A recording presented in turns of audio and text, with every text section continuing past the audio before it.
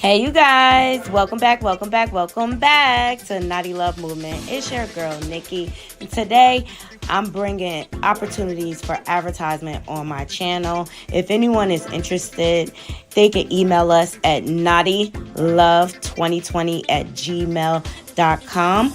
Our prices are affordable and reasonable. And please reach out to us. We can start our videos with any commercials that you would like us to advertise. I look forward to hearing from you. I'm out. One. Hey, you guys. Welcome back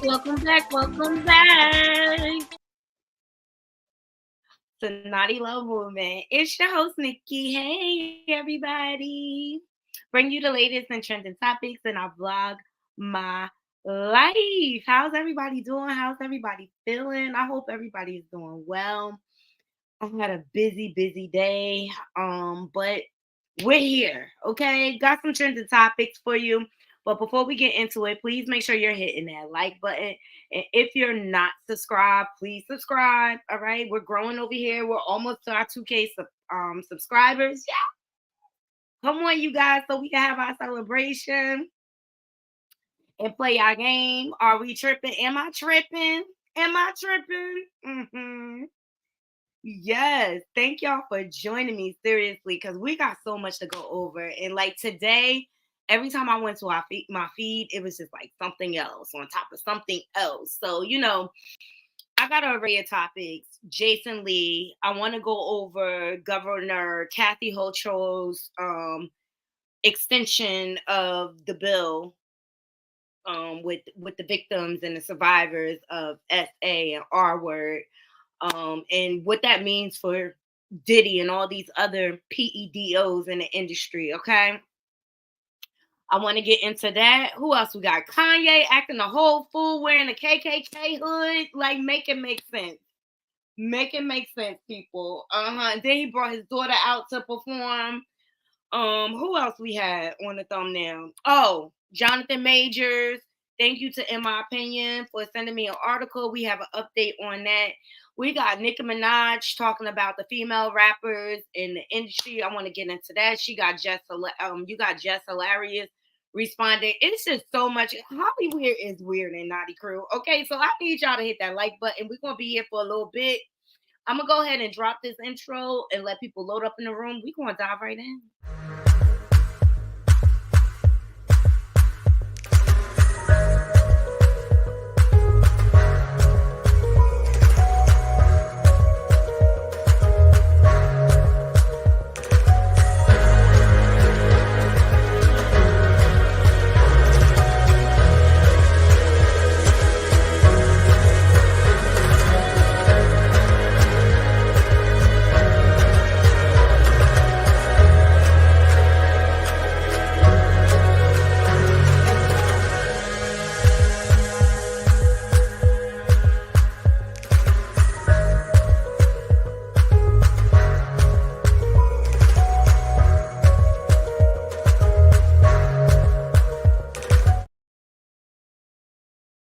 Yes, thank y'all for joining me. Hey Toya, hey Miss Bond, thank y'all for joining me.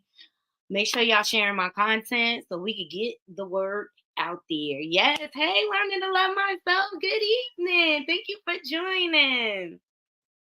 Appreciate it. First, I want to get this first little butt hurt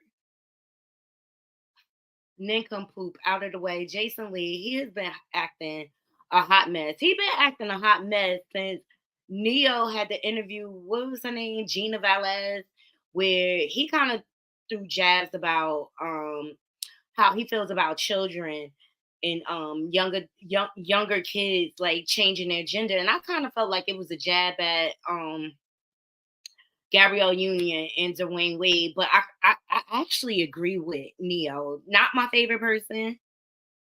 Yes, I'm gonna get into that. I'm gonna get into that.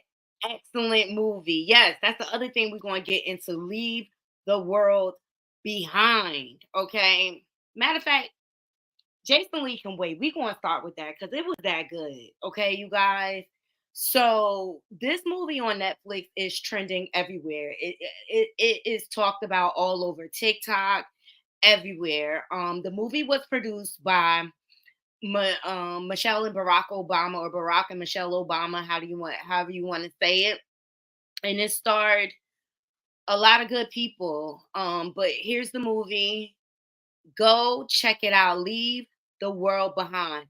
And to me, I think this was like a subliminal message, okay, that Michelle and Barack is trying to tell the world. Like I felt like it was a warning. All right. It starred Julia Roberts, Mahershala Ali, Ethan Hawke, Mahalia. Here's the stars right here, the main characters. All right. Yo, the movie takes place like, all right, how can I explain it? I don't want to give it away for those of you who have not seen it. But basically, the world is cyber attacked and everything is shut down. The internet, satellite, everything. All right. Um,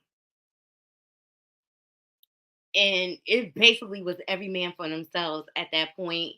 In the beginning of the movie, you can detect the racial tension, so to speak. And you got a family that's just very like technology driven and things like that, and out of touch with their feelings and emotions. And then you got another family that's very in touch and very woke. All right.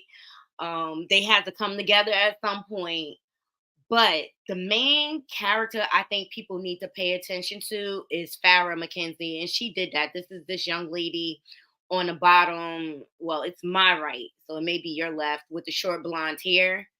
All right. And it speaks to our younger generation and how desensitized they are and how technology driven they are. Um, and basically, this young lady, the whole movie, her whole goal was to watch her show. It's crazy. The ending was crazy, but it's so good. And I think everybody needs to go check this movie out. And I just really feel like it was a subliminal message from the Obamas warning us what's to come. And what people don't remember, when Trump was in office, remember, Trump let Russia hack our cybersecurity. And that's when you got a lot of telemarketers calling. You're getting a lot of junk email and everything because he exposed us. You understand? And it's rumored that certain countries are sick of America and they kind of planning an attack. This is just what's thrown out there. And this movie was very realistic to me. Very, very realistic.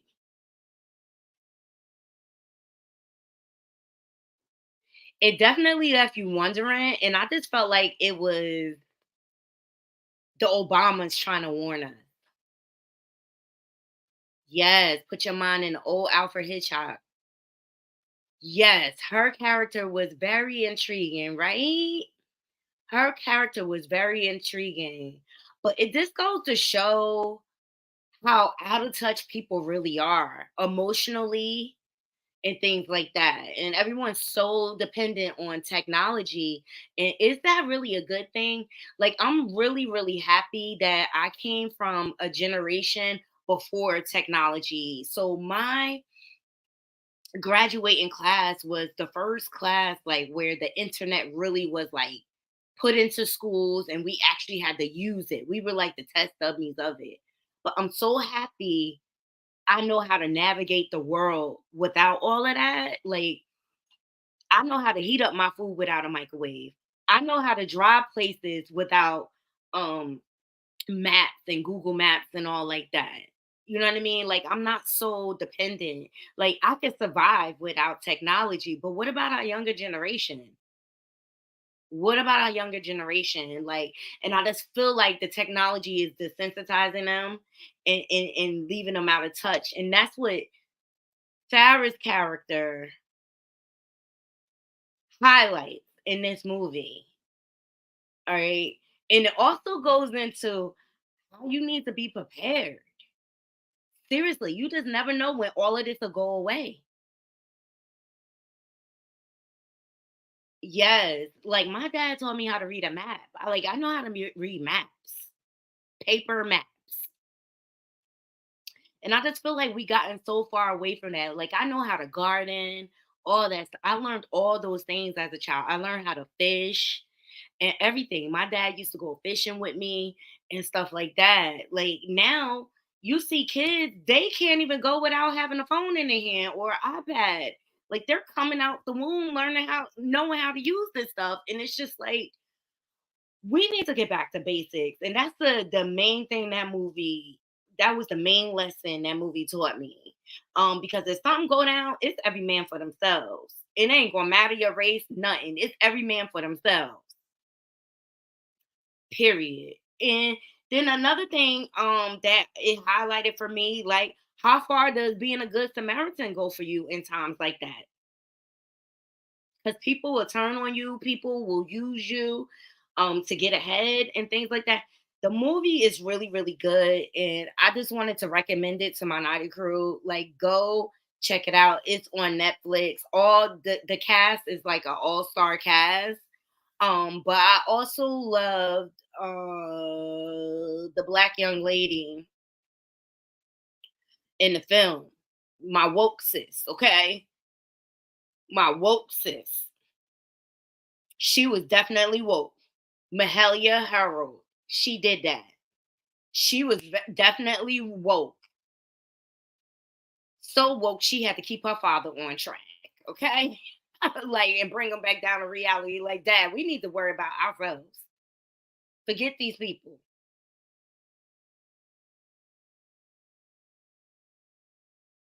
Ooh, the book was good. But did you feel like this was the Obama like because I felt like it was the Obamas sending us a message. Seriously, and look at the times that we living in and all the things that are going on. All right. So which leads me to let's get into Jason Lee. Okay. I think Jason Lee is in his feelings. He got dropped from Revolt because there was not a budget.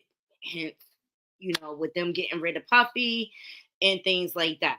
So he goes back to YouTube and he starts talking about how he spent so many thousands of dollars on Beyonce tickets and she didn't even shout them out or acknowledge them.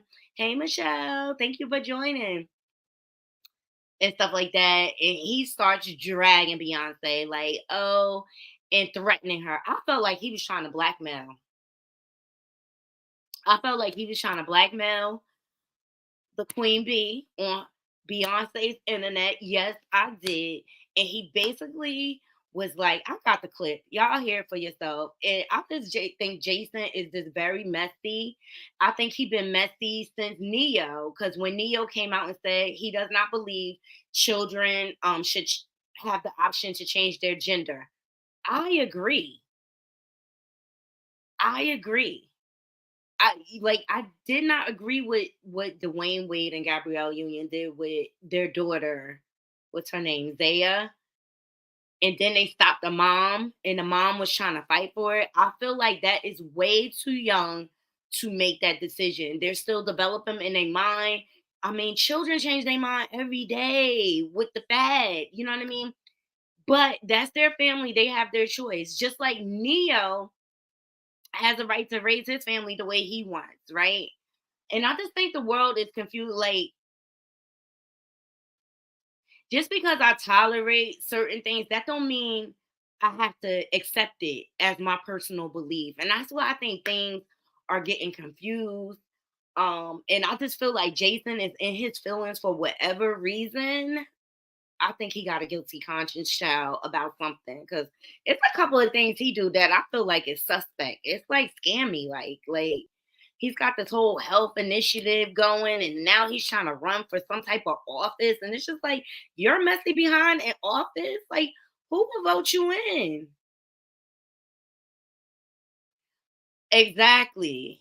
exactly learning my love and stuff. And I wanted to have this conversation on my platform because I think it needs to be had. I think it needs to be had. I think we should start driving these conversations more and more. All right. So here's what he had to say to Beyonce. Shout out to Storm Monroe for catching this. Include other black leaders in the culture in the fold. I mean, not just take me out of it. The Breakfast Club. I mean, you should have honored and brought more black. And I spent thousands of over $40,000 in tickets and shared the experience with friends. And I've done a lot, and I'm not even going to say it here because if I did, this internet, Beyonce's good internet would go crazy. I'm going to tell them while Johnny puts a beep over this part of the show, so you'll never know what it is, but I want you to see their reactions. And I'm going to do it right now.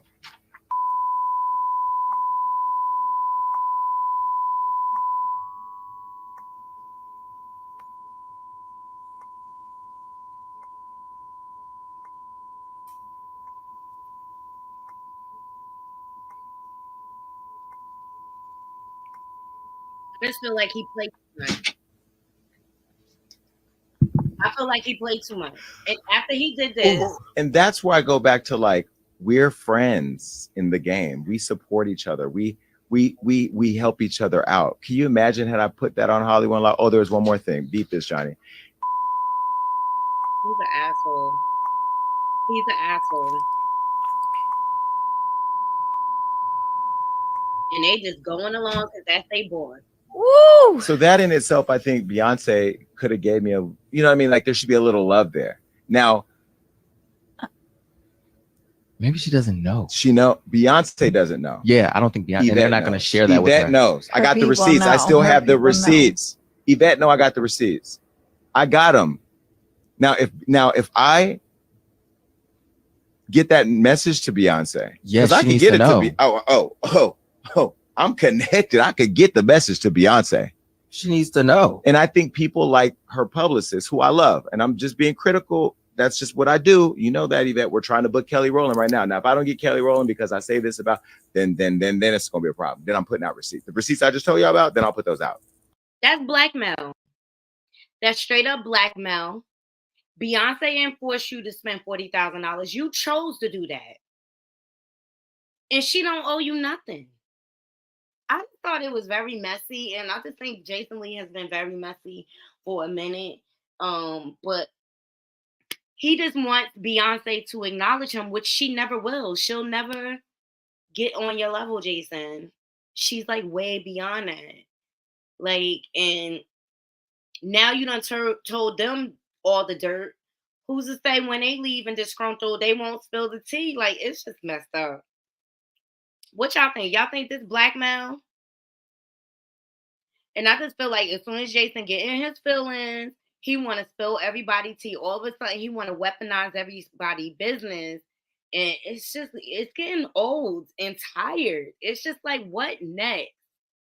What next? I'm just over him, Knotty Crew. Y'all let me know. Thank you, Storm, for that clip. Storm been dropping the deets today. Because let me tell you, he dropped something else today. Let me see if I can find it.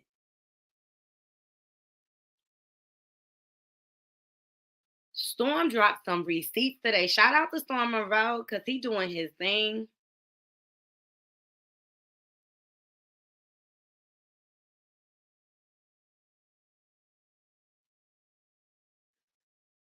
Or maybe I hit it before. Let me just go here. You know how Krishan keeps saying Blueface is gay?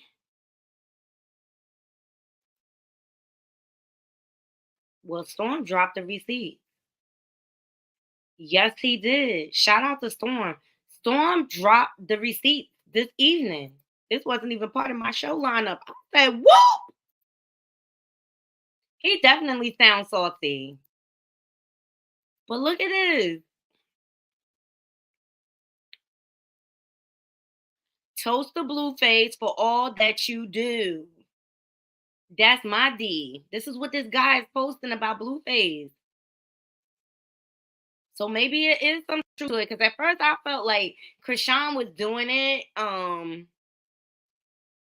it's like every time something go down, she always accuse him of being gay. But yes, Storm is dropping receipts. That's him and Blueface together. And then he posts, his name is Amadi. TMZ has reached out to me once again. We do have a 7-year relationship. I am indecisive, but we shall see. And then it's receipts. When Krishan posted me last summer, I thought it was now. I see everybody's a clown. Hashtag Blueface. It says, Ninja, you want itches and ninjas? Make up your mind. That's how you feel?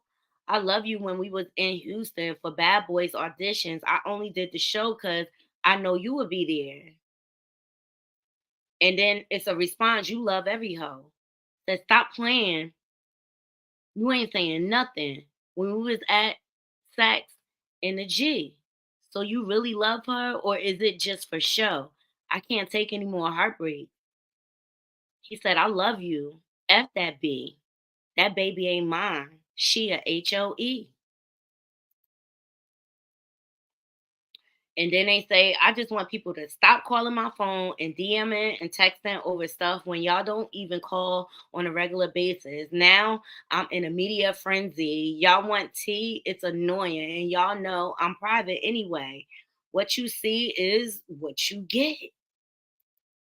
Knotty Crow. And the thing is, if he bisexual, whatever, that's his business. But walk in your truth. That's all we saying. Walk in your truth. And so, like, does that widen the range of STIs? That, like, these girls is crazy for messing with him. Sorry, I got sidetracked off the show. Okay, but Storm just dropped that, and those look like receipts to me. Blueface, you got some explaining to do, sir. All right, let me get into some Diddy news, okay? So Mace handed him a new asshole the other day, okay? That's right. Mace handed him a new asshole. Let me pull it up. Mace, you know, he a little bit on punishment in my world. I ain't like what him and Cameron did with the choo-choo comment about the HOE house. Like, I just didn't like it. I was just like, y'all corny for that. Not, it's just like this time, this stuff is very sensitive. And then they tried to drag, Cameron dragged Melissa Ford for speaking up about it and saying that, you know, those girls could have been underage, and they very well could have been. They don't know.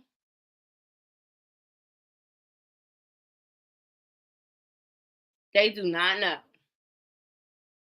But Mace handed him a new one. I'm trying to get to a 90 crew. Y'all know I got a lot of stories saved.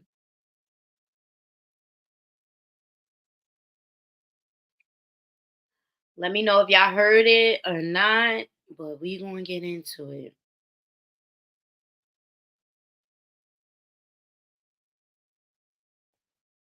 I want to take forever to load.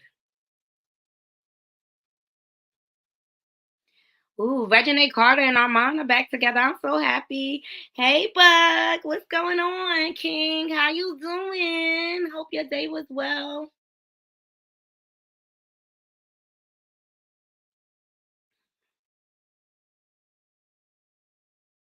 I'll put the rest of the stories and I'll load in.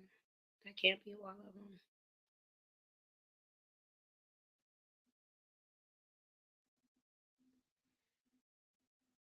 Oh, here we go. I passed it. My bad. Y'all know I got so many stories. But Mace handed Diddy a new asshole the other night. And I guess he's trying to say, I still got it. Even with my pop belly, I still got it. Empty pipes when clicks get called and go to church on Sunday. I'm the illest of all. Don't ever put mates with other bad boys who had hardships. You know, I get it jumping like a mosh pit, nigga. I'm the first level, dirt level. I can never work level. Niggas mad I made it to the I would never work level. Since Cain killed Abel, I'm able to kill Cain. And love don't steal, my nigga, change your name. Come on. And I see no integrity in your name. And I'm haunted by the ghost of St. James. Champagne King, match my rolling plain James. And I say, blame God I ain't changed. And if niggas never found a killer, why is niggas living it? Everybody broke, niggas gotta blame the visionary. Niggas be selling their soul to go to a brunch.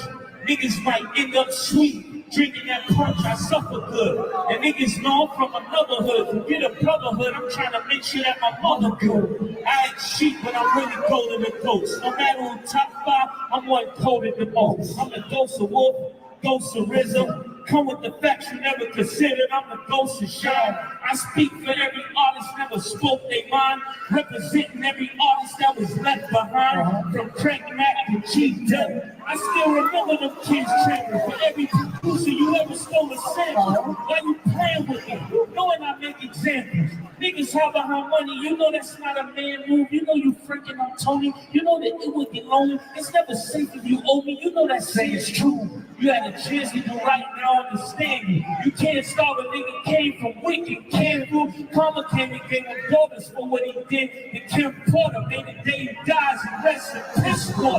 He could have changed his life, that nigga could have saved his life. Now it ain't no way to fight. Now he out in waving white.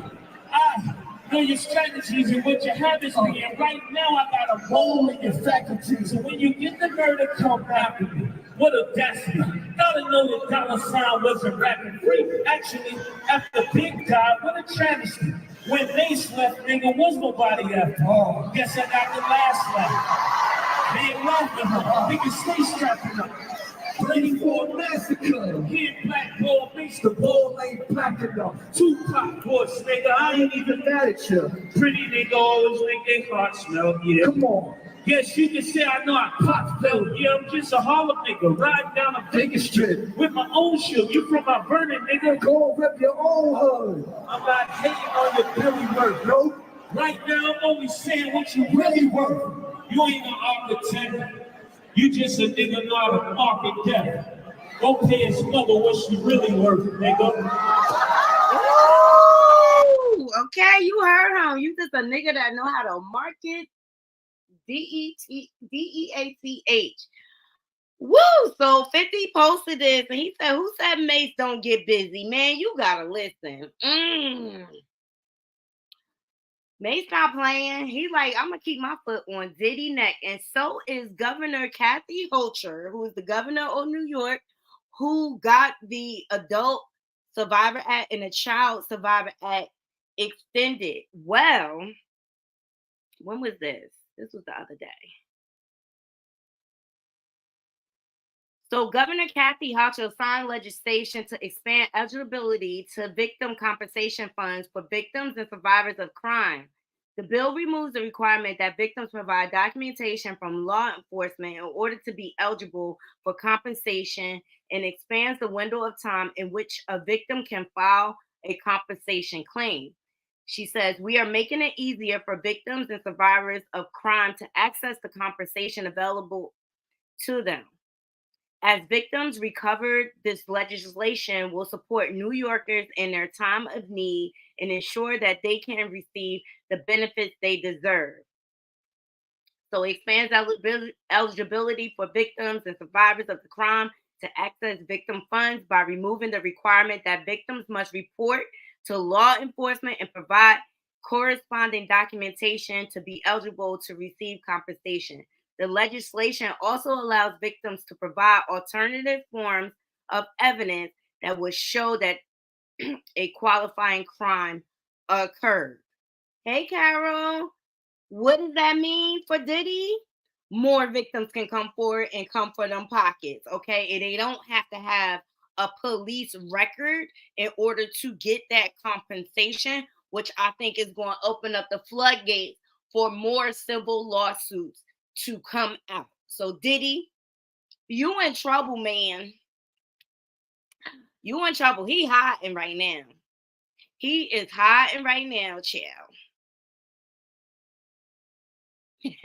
He is hiding right now. He is trying to hold on to every dollar because these lawsuits, they said it's about 3 more lawsuits brewing. They said it's about 3 more lawsuits brewing and more to come. And guess what? It's not even just the music industry under attack. Corporate America is under attack. You know that behavior is very prevalent in corporate. Like, especially them traveling corporate people, they be treating them hotels like the host straw. They be like the hotel bars are like the pickup spot. You know what I'm saying? And a lot of them people be married and everything. The hotel industry is a major entity when it comes to trafficking. So, Diddy, I just say, I hope you tuck some away. I hope you tuck some away. So, as you all know, Pink Friday just dropped, right? Nicki Minaj album. Has anybody downloaded it? I'm just not really interested. I'm just conflicted when it comes to her. Yes. Let me tell y'all, corporate America is another enslavement entity, if you will. Okay, because slavery still exists. It never went no way. They just found new ways and new forms of doing it. And they use like corporate, the music industry, Hollywood. They just found different ways to enslave you. Period. So Nicki Minaj, she spoke about the women in the music industry. I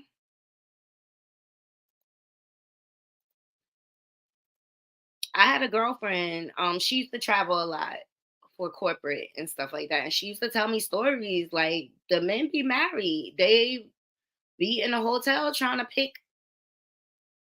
All on them business trip is nothing but alcohol, and unbeknownst to the head, it's a lot of drugs going on, and they be sleeping with each other because when mice is away, the cat will play. Okay, so let's hear what Nicki Minaj's opinion of the females in the music industry is. Okay, I'm gonna just entertain this a little bit. More important, rap should sound like fucking rap.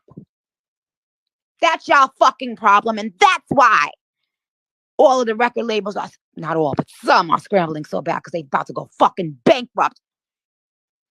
Because they was trying so bad to replace this one bitch. And when you water something down, you lose the quality. Do you feel like they was really trying to replace Nicki Minaj? Or is the music industry doing what they always do? They're always looking for new artists. Quality, which then loses the investors and investments. Because it's not bringing back any profit. And that is why people who do not understand rap are judging rap. Why? It's because the same way y'all used to get mad and say, who's actually voting for the Grammys? Well, guess what? You have no idea that most people voting for most awards don't listen to that kind of music that they're voting. Most people speaking on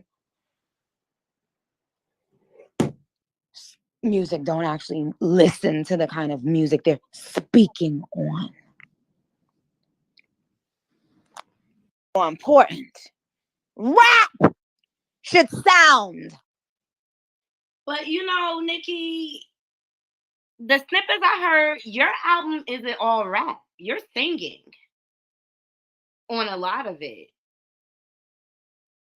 So who's watering it down?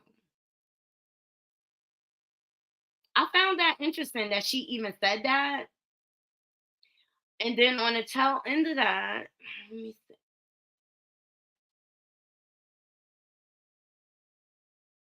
she announces a tour.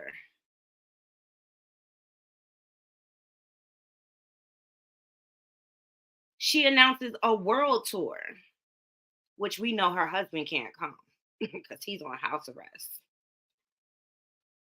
Right? So she says all of that. And then she announces a Pink Friday 2 world tour, pre-sales available. And these are all the cities she's going to be going to in America. Oh, she coming to Newark. Buck, she coming to Newark. So she says, calling everybody to Capital One Arena. Nicki Minaj presents Pink Friday 2 World Tour. Tickets on sale. But her album is not all hip hop. She's got R&B. It's a mixture of genres. Well, Jess Hilarious decided to respond. Let's see what she has to say. She posts important. Rap. Jess Hilarious says, but you're purposely doing features with these girls that can't rap. You never put somebody that can actually rap on your ish. So you're, in fact, helping the labels replace you. I thought that was a good point. And this is what I can't do with Nicki. I think her attitude sucks. And she wants to be the only one that wins. She doesn't want to make room for other artists. And I just think she is hindering her own self. But because she has the barbs, she's always going to have some sort of fan base. I don't know. Y'all let me know what y'all think or whatever. But she just thinks they want to replace her.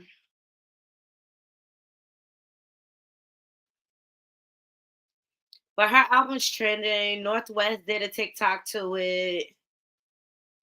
Oh my gosh. Shout out to Drink Champs because I'm going to be tuned in. Guess who's going to be on Drink Champs this week? One of my chocolate lovers. AZ. Give it up. Yes. Legend in the game. I still love his album to this day. Shout out to 50 years of hip hop. Okay. Yes. Give him his flowers. I will be tuned in for the Drink Champs episode. It is going to be on Thursday on Revolt TV. So I'm excited about it. I am excited about it. I was like, yes.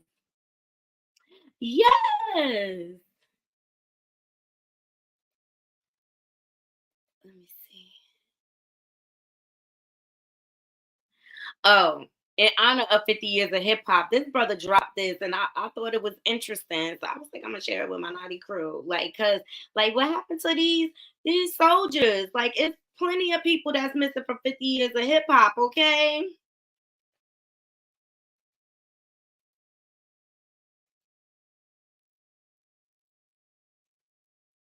Yo, in the 50th year of hip hop, here are the top 5 artists that we did not see this year, but I wish we had. Number 5, Pete Rock and CL Smooth. Right. Where are they? Yes, Mecca and the Soul Brother. Yeah, I know they broke up a long time ago. I know they're not even friends, but I'm just saying, it's the 50th year of hip hop. Y'all couldn't straighten it out. All jokes aside, we love y'all, but I can't believe in the 50th year hip hop. Next. That used to be my song. A reminisce. Naughty by Nature, but you know, Naughty by Nature was on the radio the other day, and they gave DJ Drewski gave Vinny his flowers. They was on Hot 97 promoting Bully Boy and their Ill Sluggers label. But Naughty by Nature got them anthems.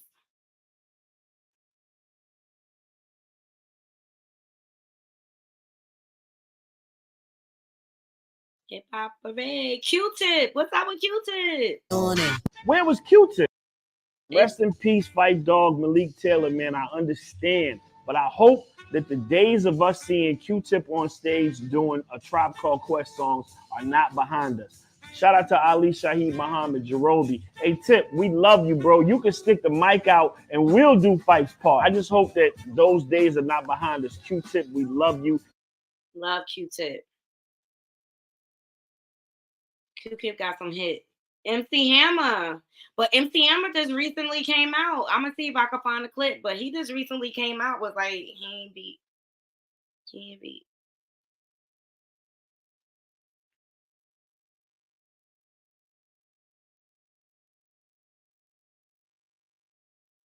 He ain't beat. Where's MC Hammer?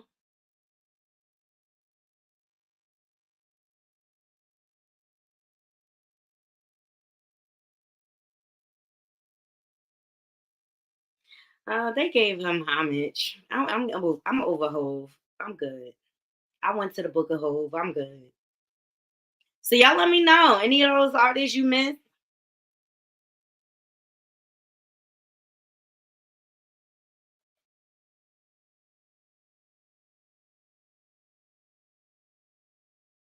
Oh, you love MC Hammer? Let me see if I can find a clip for you. Hold on, because he recently spoke out.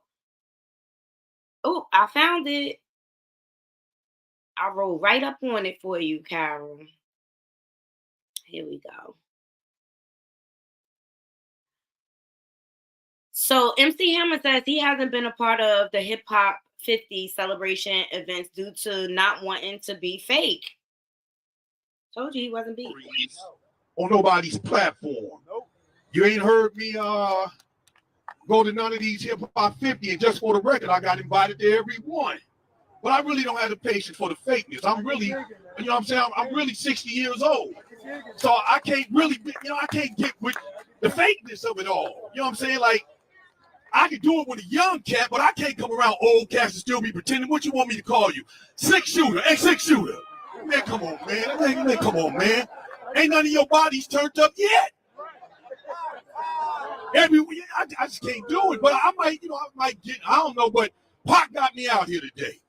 My first Hip Hop 50 event that I said yeah to, and the only one, is to come and say how much I love Pac, right? Heard me talk about no stories I heard him. I told you on nobody's platform. You ain't. He ain't beat for the fakeness. He realized it. Real recognize real, y'all. He do still look good. Maybe it's because he ain't involved in the industry. Everybody who like stay away from the industry, they be good. They be way better off.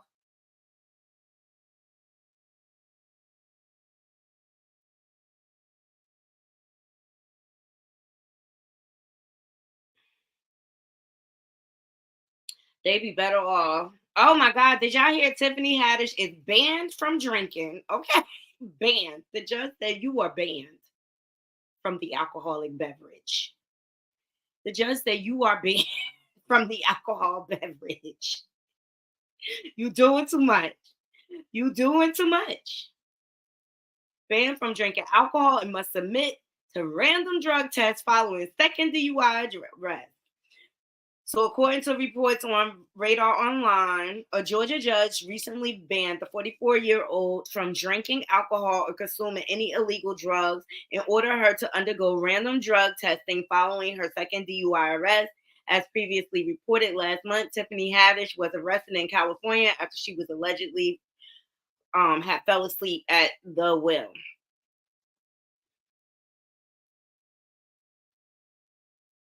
Crazy.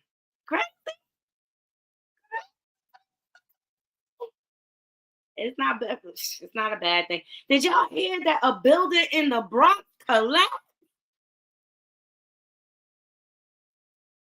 That's crazy.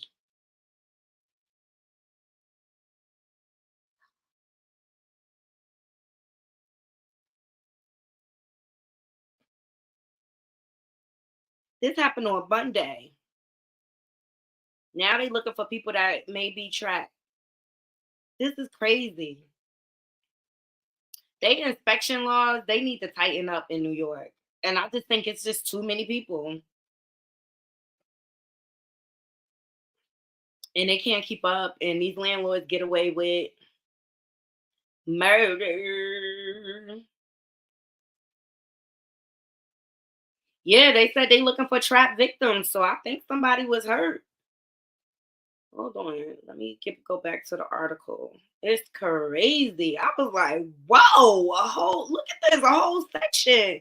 So according to NBC New York, emergency crew in the Bronx are on the scene of a partial collapse of a residential building Monday and looking for anyone who may be trapped, according to the fire department. The incident happened on Billington Terrace near Phelan Place in the Morris Heights section of the Bronx shortly before 4 p.m. So video from the Citizen app appeared to show a corner of the building that collapsed to the street below. So the FDNY said no injuries have been reported, but rescue crews are searching the debris in case someone may be trapped. So I'm glad nobody was hurt. So we know so far. Hey, James. Thank you for joining. Slumlords, exactly. It's sad. How a whole corner of the building just dropped. That's crazy. You know what? And I'm not a big fan of building living. I lived in one building. Well, when I was a little girl, we lived in a building on Prospect Street, but we had a doorman and we lived in a penthouse. But so it was that type of building or whatever. And then the second building was when my kids was young, but I couldn't stand it. Hold on 1 second.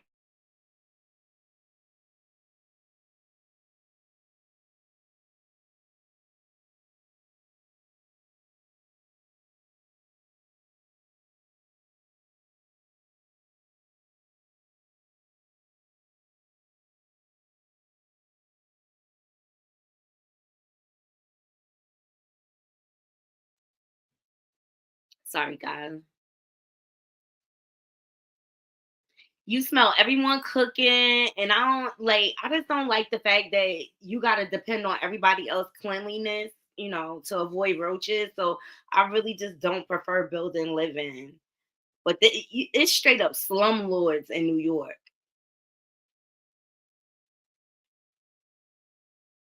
It's straight up slumlords. So Damson Idris had a message, and I thought it was interesting that he posted this.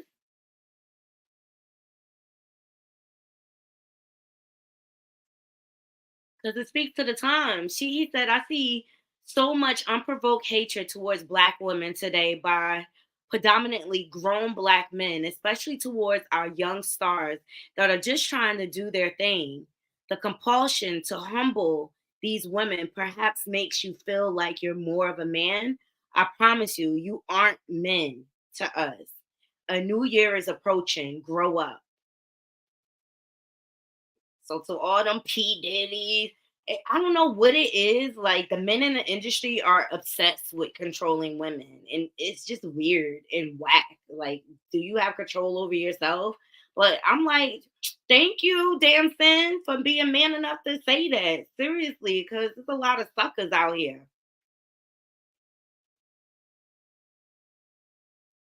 It's a lot of suckers out here. For real. But I tell you who not a sucker. Jadakiss performing over in Dubai, okay? I love me some Jadakiss.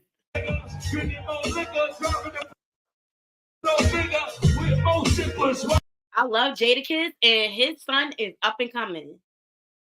His son is Truth. He trained him. And I just love to see when they pass down their craft to their children. The same thing with Wanye from Boys to Men.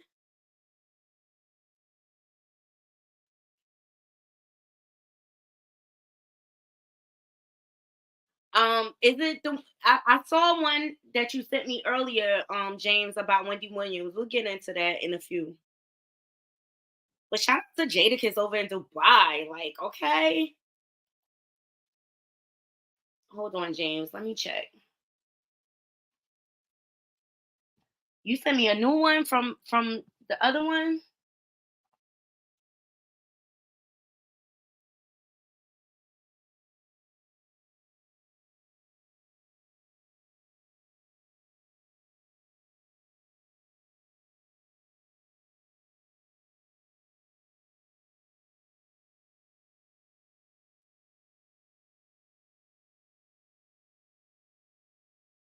Okay, I got you. I'm gonna have to play it from my iPad because we don't want to get no copyright strike. You heard? But I got it. And I was listening to it earlier. It was kind of like a rundown because Wendy Ben exposed Diddy, and it just got into a lot about the um that riot that Diddy and Heavy D set up had set up. It was supposed to be a AIDS event. I wasn't supposed to say that. AIDS event.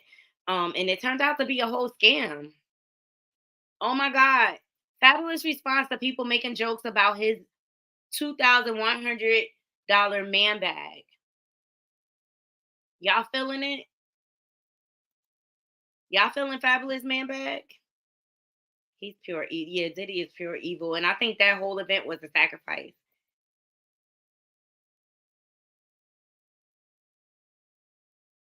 He said IG commenters had a time making jokes about me wearing a purse, which was really a crossbody bag for men. But go off. F y'all. Like my little bag. LOL.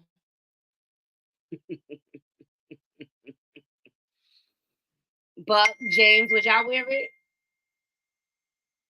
Would y'all wear this man bag? It looked like a female bag to me. It just looked like a female bag to me. I don't know. It's weird. Maybe it's because of the color.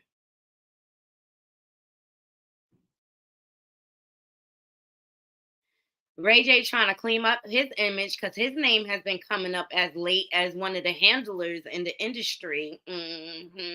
So he trying to show that he a good dad.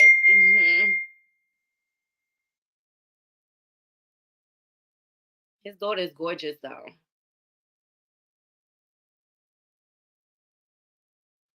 He gonna do anything to clean up his image. But Ray J, your name was mentioned as a handler. Mm-hmm. Mm-hmm. And this whole Diddy debacle. Mm-hmm. I.e. Whitney Houston. Mm-hmm. And James said, I'm sticking to my wallet. I know that's right, James. I didn't see anything that Wendy Williams found. I want Wendy to speak.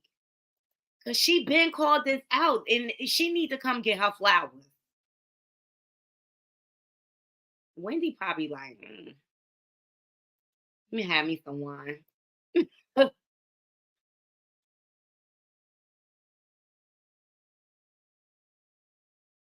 Congratulations is in order to Ciara. Oh my.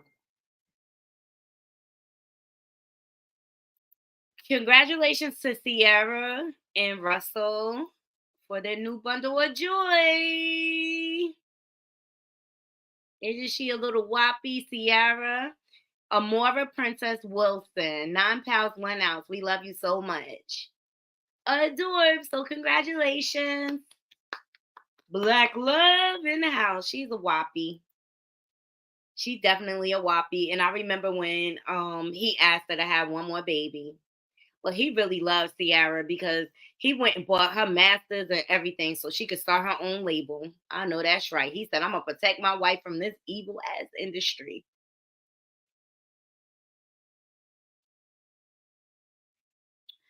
All right, up next, let's get into Kanye.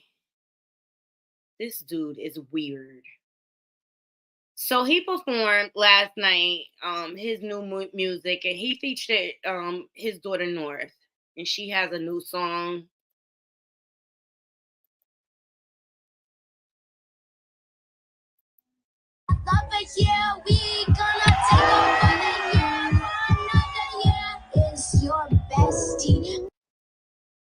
Okay,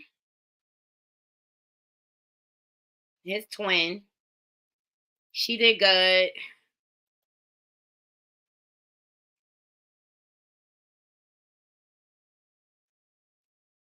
and it's called "It's Your Bestie, Miss Westie." I'm sure it'll be a TikTok sensation. Let's see what some of these comments have to say.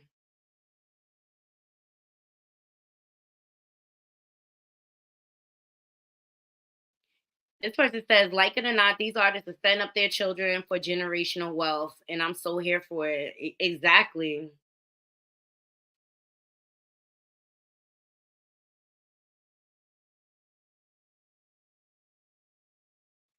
Okay, this person said, as a man with a daughter, as my first child, that father daughter energy, that father daughter connection is everything.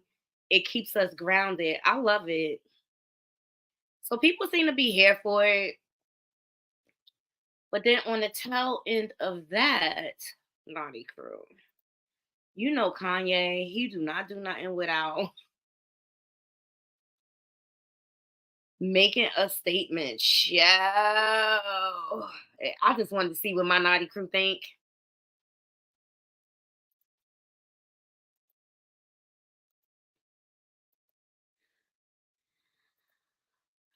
So Kanye West wears a black KKK mask and debuts his new song with Daughter Northwest.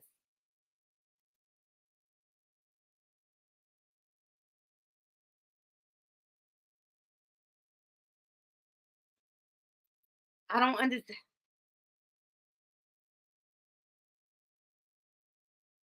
That's Lil Durk he brought out. What y'all think? What's the message?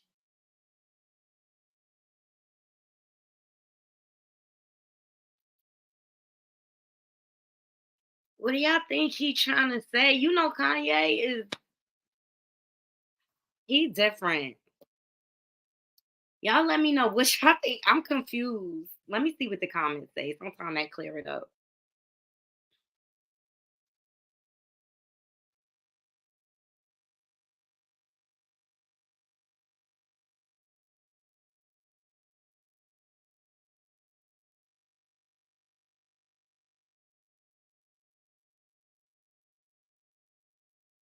Okay, so this person say actually it's a 19th century executioner mask.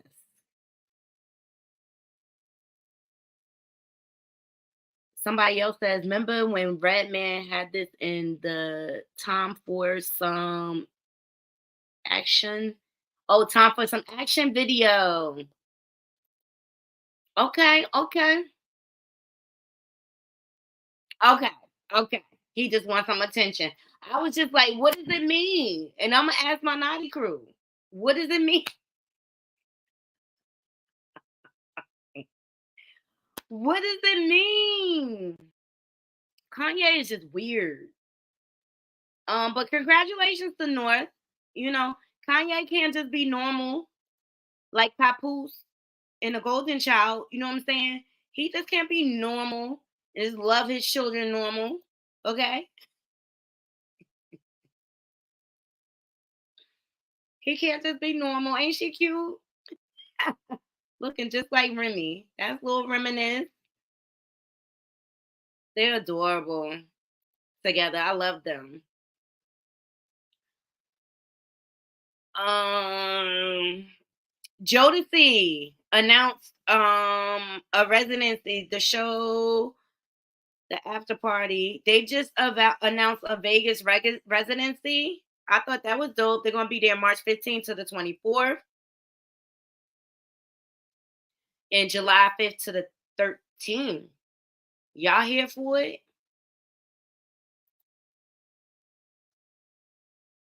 Redman video 1992. I go to a Jodeci concert for sure. But you know who else I was so happy about? Naughty Crew.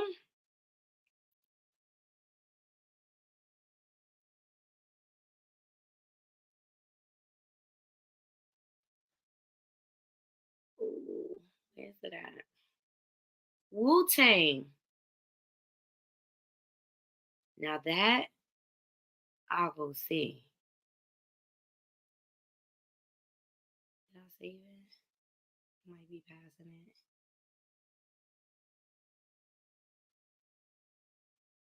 Wu-Tang announced a Vegas residency. And I was here for it. Like, yes. Think I'm gonna be taking a trip, Knotty Crew. We might be going on the road.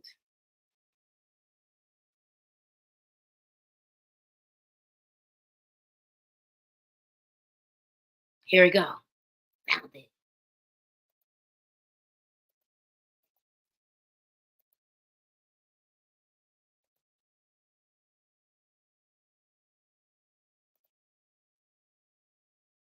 Yes, Wu-Tang Clan announces the saga will continue with Las Vegas residency. I was here for it.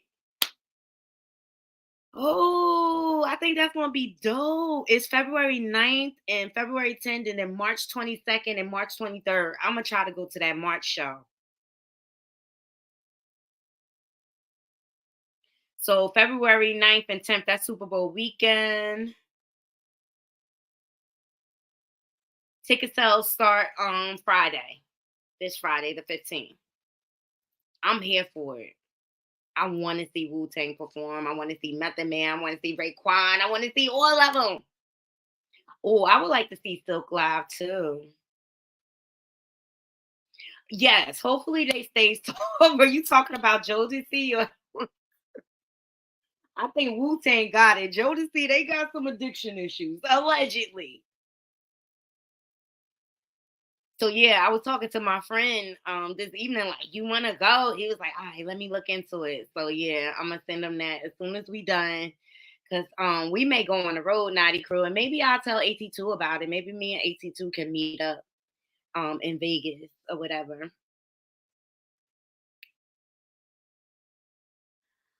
All right. Up next, I got this throwback clip from Tupac. Hopefully they don't copyright strike me for it, but it's a classic. Okay, I'll cut it out later. But here we go. Tupac, he just knew how to check motherfuckers. Okay, here we go. I just said I don't write songs about cop killing. But it did have the lyrics in Six there. of the songs on your album mention cop killing? No. Oh, that's not true. No. All my is songs not talk about true. police brutality and self-defense. Now that's something different. You see how he checked them haters? You see how he checked them haters? That's the difference.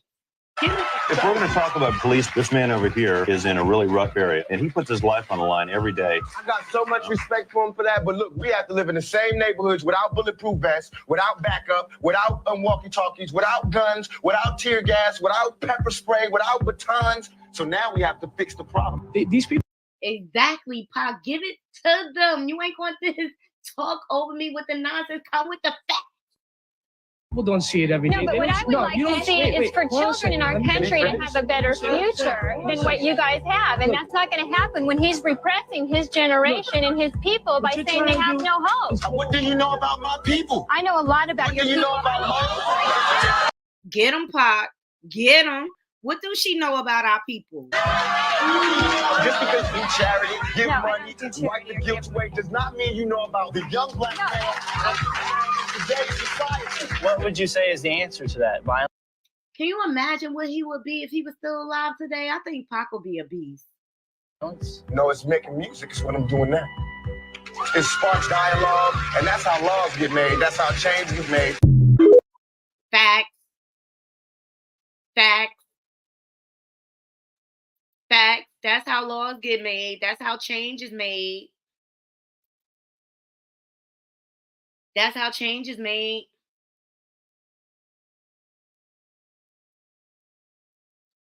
I just thank God Tupac was very vocal, because look how old this clip is, and it still lives on today. It's still very relevant for today. Seriously. He was only 25. Yes, James. Yes, and I just thought it was very fitting to speak on him. Ooh, I forgot I had ice. Especially what's going on with Keefy D and Diddy and things like that. And speaking of Diddy, and then we're going to get into James' article that he sent me.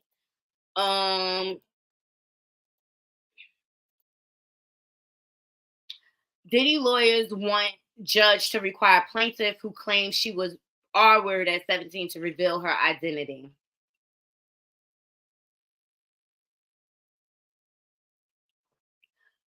So media mogul Diddy, and shout out to the Jasmine brand for this article, is fighting one of his many SA accusers attempted to keep her name from the public eye. Reportedly, several motions have been filed in the case involving the musician allegedly R-word and a 17-year-old girl, including back and forth arguments as to whether or not the plaintiff's identity should be revealed. Legal affairs journalist Megan Cuniff, shared legal motions from the case. To her account. In the most recent filing, the plaintiff legal team reportedly argued that their client should be able to remain anonymous due to the high-profile nature of the case. The lawyer who also represents Cassie in her bombshell case against her ex Diddy wrote, Combs and Pierre are public figures, and counsel anticipates that the media attention to this case will be substantial. I just think it's petty. I just think he's trying to do anything to deflect this case, period. I don't even want to talk about him no more. I don't even want to talk about him. I just think it's just a desperate attempt.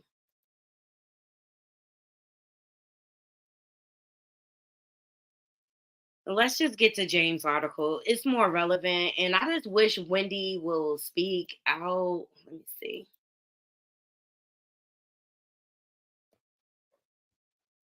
Cause she called this. She been calling Diddy out. Let's see. Okay, it's not letting me. Let me see if it'll.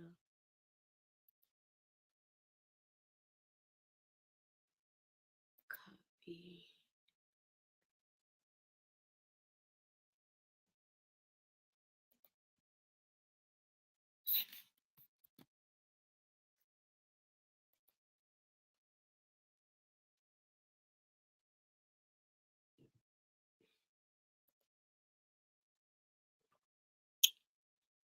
All right, I'm just letting that load up, James, and we want to get into it.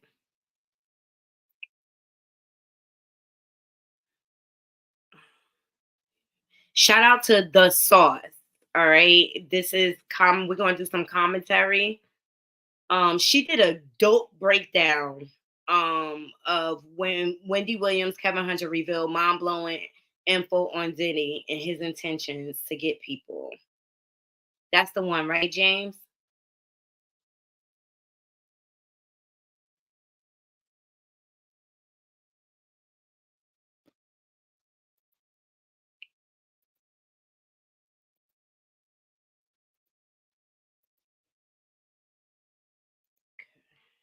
Shout out to The Sauce. Go over to her and subscribe. Fair use commentary. 2 weeks ago, when the bombshell P. Diddy Cassie lawsuit dropped, and Cassie accused Diddy of basically forcing her into modern day slavery, Wendy Williams' name started trending on social media because people started to remember back in the day when Wendy tried to expose Diddy and his dirty deeds like almost 30 years ago. For those of you who are too young to remember, back in like the 90s, Wendy Williams used to be one of the most popular radio hosts in New York City. And while she was on her show, which was on Hot 97, Wendy used to spill a tea on all the celebrities. So wait up, stop, let's rewind, and I'm gonna take you back in time. Check this out. Anyway, I had this really interesting meeting today with this guy named Bert Padell. Now, I don't know if you were here the day that Dalvin called when he got his cars taken away. Were you here? Yeah, I was listening. Okay, and then Dalvin and I talked, and Dalvin was talking about this guy named Bert Padell. And I never met Bert Padell, but I always heard his name, and I always heard it in a shysty way. You know what I'm saying? Yes. Like Bert Padell robbing me, Bert Padell this. You know, artists complaining about this Bert Padell. Okay. Bert Padell invited me to his office. And I finally kept the appointment and went today. First of all, his office is great. It's like a playground or something like that. There's like toys and knickknacks and stuff. This is an older white man who sees no. And see, Wendy was very detail oriented. Don't sleep on the queen, okay? She probably still got her notes to this day. All right, and that's why Diddy, he didn't get her fired. She was suspended, all right, from Hot 97 or whatever. But I believe Wendy when she came out with this. I really did. I remember her on the radio. I remember this. Color line. You know what I'm saying? Okay. He doesn't do business deals with contracts. He does them by a handshake. I remember that like it was. I remember her saying that like it was yesterday about Burt Burdell. Well, I thought he was crazy too. Yeah. Burt, I know you got your radio on. Burt, you are an enigma, out of your place in time. This is 1996. You can't do that. There's no room for that kind of trust. No, it isn't. But listen, Burt Burdell, this is how he operates. You know what I'm saying? Burt Burdell is managing. He's representing Tony Braxton. He paid the light bill for Soul for Real when their lights went out, and Lilco was calling them, sweating them for their $1,200. Okay, Burt Burdell is the man who stepped up to the plate and wrote them a check, and Soul for Real's got lights. Okay. So why do they always think he's so shysty then? I tend to believe that artists need somebody to blame when their taxes aren't paid and when their money is not right. Burt Burdell is also the same man who went to his bank on a Saturday when the bank was closed, got a bank officer to pull $12,000 out of his bank account, gave it to Rakim's baby's mother, and to go out. Listen to the detail, but you the man if you could go to a bank and get your money out and the bank is closed, okay? You are the man. I got to do some commentary, y'all, to avoid copyright and things like that. But you got to be the man, okay? Burt Burdell was the man. There and get him out of lockdown when he was locked up briefly over the summer. But sometimes when you overextend yourself and help people, they give you a hand to bite back, and they don't even appreciate it. You know, this guy Burt Burdell, he's a good guy, almost too good to be true. You know what I'm saying? I asked him, well, who has shysted you so much in business, Burt, that you have dropped him? Because evidently it seems like everybody's kind of taking advantage of you. And you know who the one person that he's dropped is? Who? Puffy. Get out of here. Evidently, Burt made Puffy his new deal, and Burt gets 5% of the deal, which was his $50,000 take. You know what I'm saying? So Burt got a nice little chunk. He made Puffy. Wendy sounded like she was on that cocoa. You hear how fast she talking?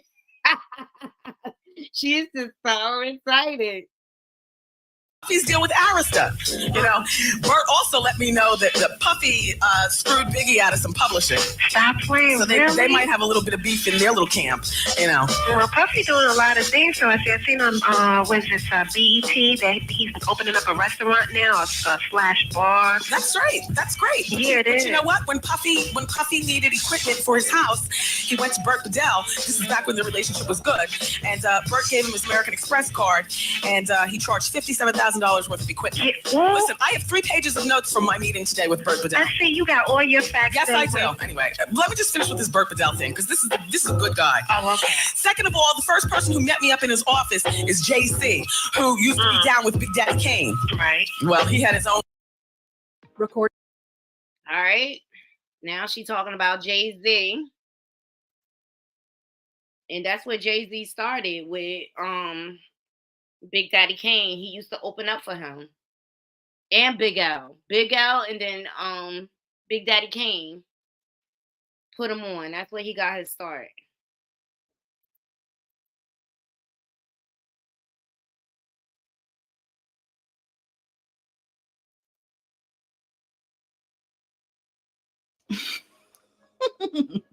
Listen, Wendy Williams used to be off the hook. Well, aside from telling stories about how like Diddy shysted people like Burt Burdell, Wendy also jumped on air one day and disclosed that she had a photo of an unnamed rapper in a very compromising position.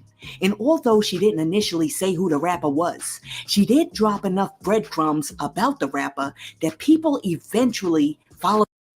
If people eventually put 2 and 2 together. I want to say that. And that's people are meant to be in your life and stuff. There were a lot of those that happened before, we actually sealed the deal. And that was like one of them. Like, God only knows what would have happened if I got out on the sidewalk and everything like that. Papers going flying. Yeah, that's when Puffy sent Total to the radio station to beat her up. So I'm going to fast forward this because we all know about this. And Kevin spoke on the whole deal. But I want to get to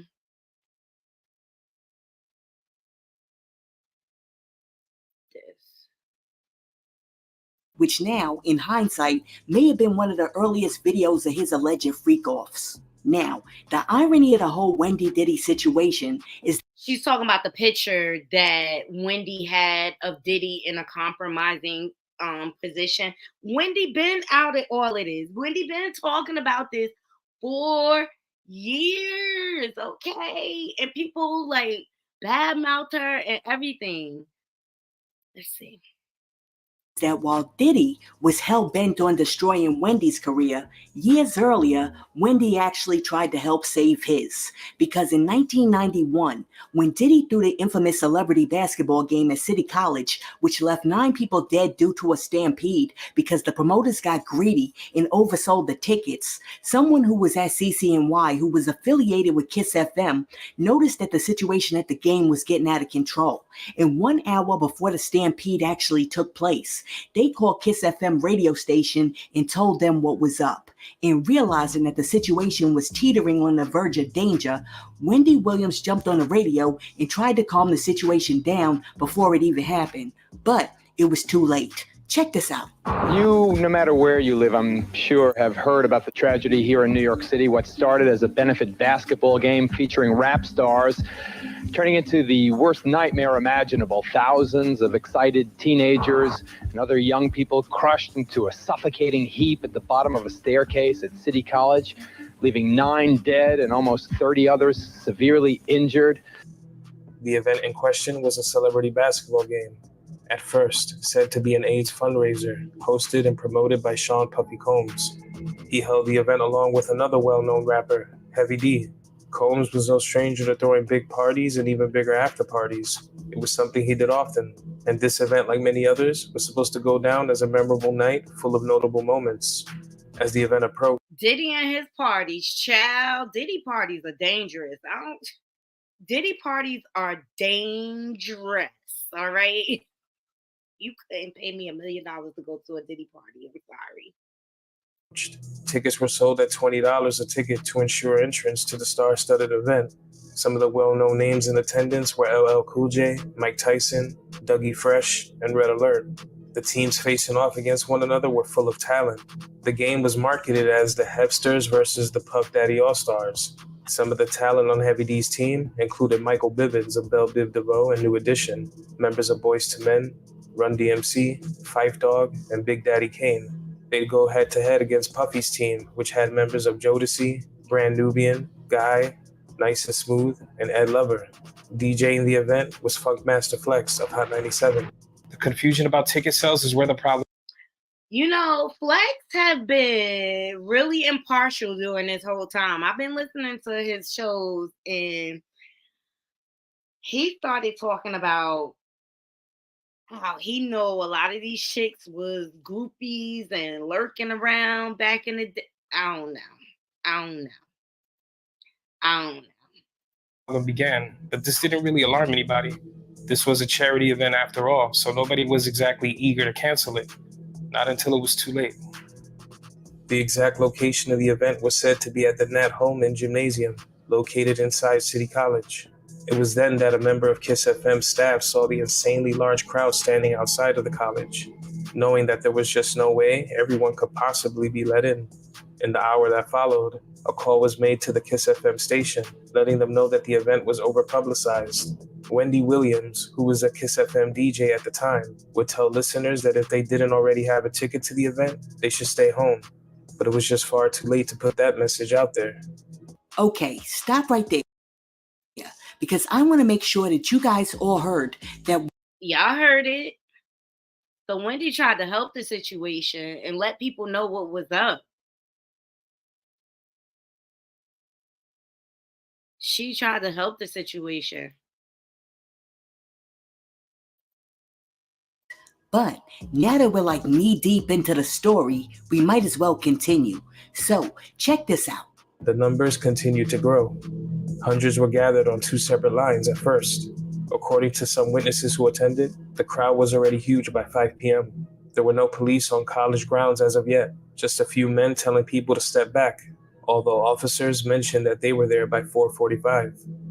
Timelines often conflict when it comes to this. Time continued to pass and celebrities were starting to arrive. entering through the same entrance that ticket holders were meant to enter through. Many were led into the gym, but outside, the crowd was growing restless. It was said that guards were letting people enter who didn't have tickets, allowing them to purchase tickets on the line. Obviously, this made actual ticket holders very upset. Many continued to try and force their way in. A crowd already filled the staircase that leads into the gym. These were many, some ticket holders and some who purchased their ticket on the line. They'd form on the stairs, pressed up against the gym doors. Doors that, if you were standing in front of them, would require you to pull them open, not push them. If the crowd would grow too large, there'd be no space to open those doors and get inside. The gym itself already had a large amount of people who'd been let in. Some who were inside looked on as they waited for their friends or loved ones to also be let in. The idea of seeing so many huge names in music at the time for a mere $20 was just too good to pass up for some. But around 6:30 p.m. that evening, tragic events truly began to unfold. It was said that Greg Nice of Nice and Smooth and a few others showed up to the event, approaching the glass doors leading into the building. As they made their way in, the huge crowd who'd been outside waiting would begin to surge in behind the entourage. Some stated people determined to enter were saying 1, 2, 3, push, and they were starting. This is crazy. This is just as bad as inciting a riot. It's like, And James said, Father MC, baby mom was crushed to. That's horrible. This event was bad. And I remember reportings of it. Starting to move inward. The safety glass on the doors would shatter under the weight of hundreds pushing. Some who were entering through the broken entryway would pull the dangling shards of glass away in order to let more people enter. People were beginning to panic and cry out for others to stop forcing their. That first time you take a step back. That is crazy. This is just completely irresponsible. But I like the way they broke it. Huge crowd that just broke through the glass was now pushing on all of the people below in the 12-foot wide stairwell, crushing everyone who stood against the doors. Full-blown panic and chaos would erupt as many climbed onto each other, trying to fight their way out. Others gasped for air as hundreds of bodies pressed onto them, making it impossible for their lungs to expand. Many lay unconscious as others fell on top of them, and bodies stacked onto one another. They were all trapped, crushing one another, and the situation would only get much worse. Eventually, some of the doors were opened, and those inside who become privy to the ongoing chaos just feet away began pulling people inside the gym where there was room, and the pandemonium continued. The following footage was taken that night and shows the confusion, chaos, and attempt to save lives. Is it horrible? Look at this. This is horrible.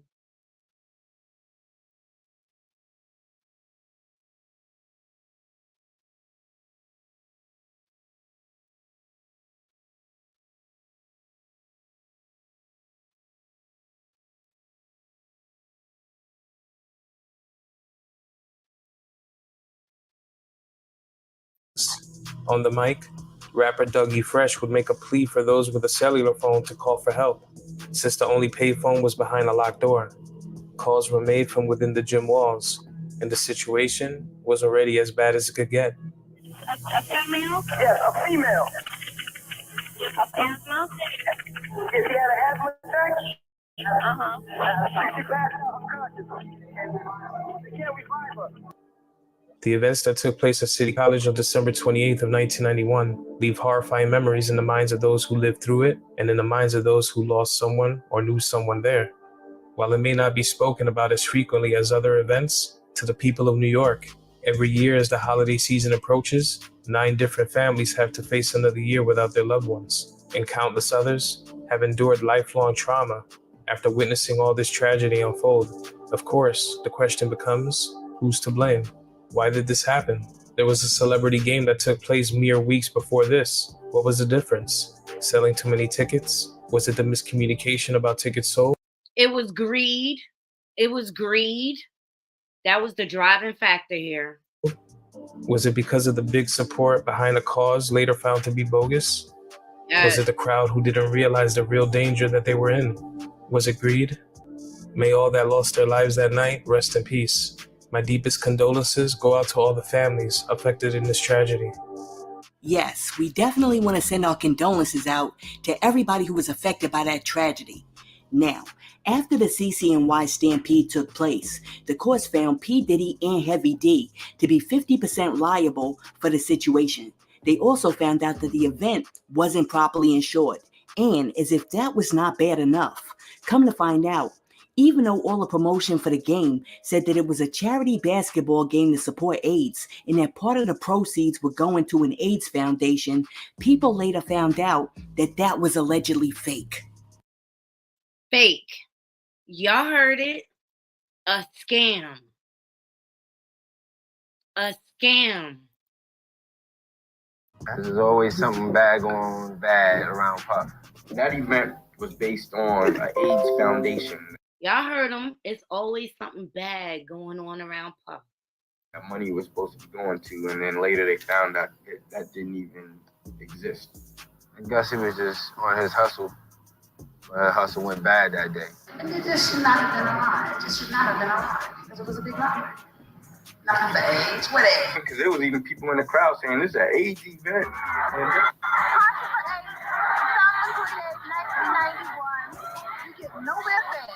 There's some suggestions that the money has disappeared, that it was a bogus cause. These glass.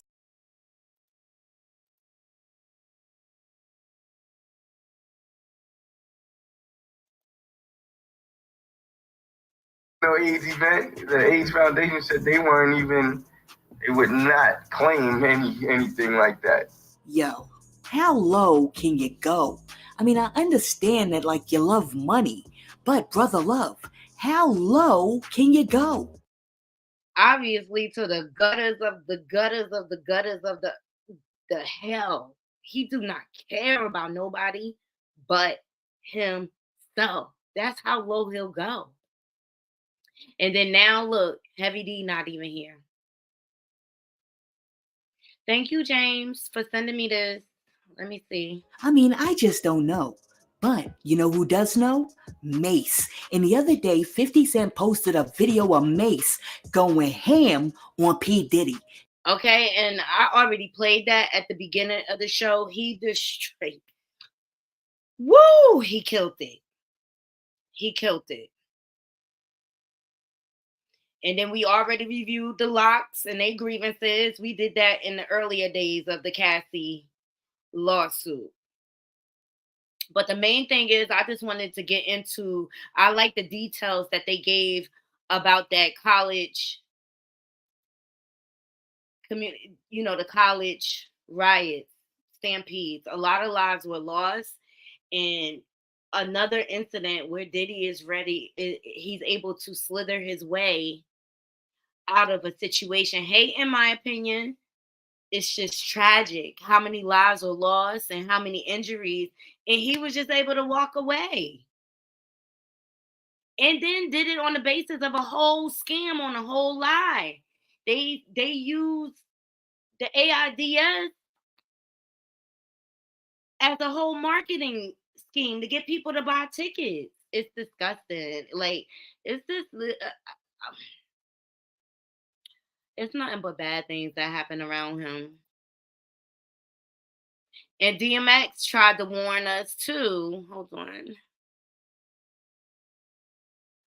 James, where is... Let me pull this one up.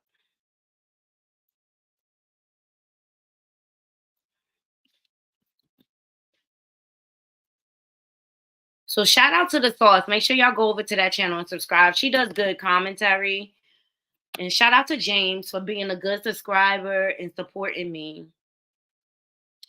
So this next one comes from, I gotta wait for it to load up.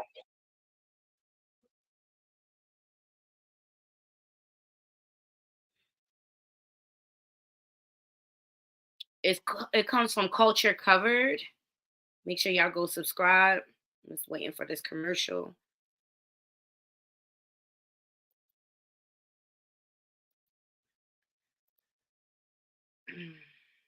We want to hear, because DMX tried to warn us too.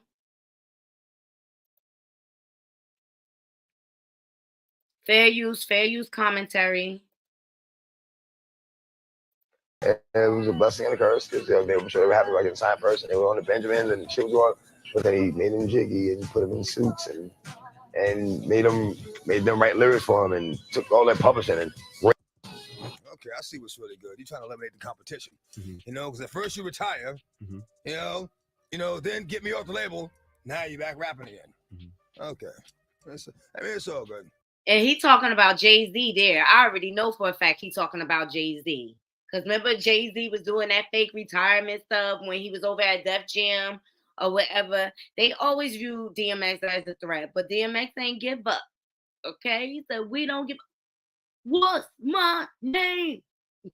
That's all good. Y'all, we need to talk about how all the people who tried to expose Diddy and Jay-Z are either under the ground or they've been labeled crazy, and no one takes them seriously anymore. Well, the late great DMX was one of these people, and he allegedly tried to expose Diddy for pimping out and mistreating his artists, and Jay-Z for being in cahoots with the Illuminati higher-ups. Meanwhile, Jaguar Wright recently did a new interview on Diddy and Jay-Z, and she said people don't even realize that Jay-Z is even worse than Diddy. And we have yet to hear about all the vile and disturbing things Mr. Sean Carter allegedly did to get to the top. You want to know what makes Diddy being publicly shamed like this so left? What's that? Sean Carter is worse. But did DMX really know all about Diddy and Jay-Z's evil ways? What exactly did he witness while working with these two? Let's get into it. A lot of the love I had for wanting to be a part of the industry is not there anymore. I don't even associate myself with the industry. You know what I'm saying? I'm not an industry artist.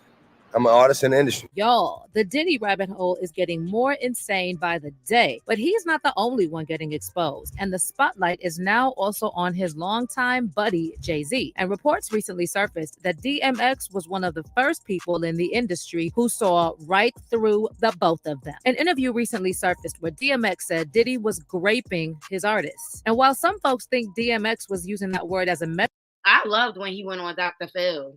I really did like his interview because DMX was straight up. What you see is what you get.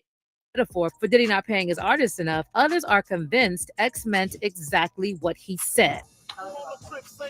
Well, Locks got signed by that. Even though I bought the Locks Store Riders, they got signed. They were a safer group, pop side of them. And it was a blessing and a curse because they were sure they were happy about getting signed first, and they were on the Benjamins and shit was going. But then he made them jiggy and put them in suits and made them write lyrics for him and took all that publishing and like, damn, I'm bad, you keep that. And we went to as soon as they got signed, D was like, yo, if you like the Locks, like X is like Big Dog, like those are the pops, like you love.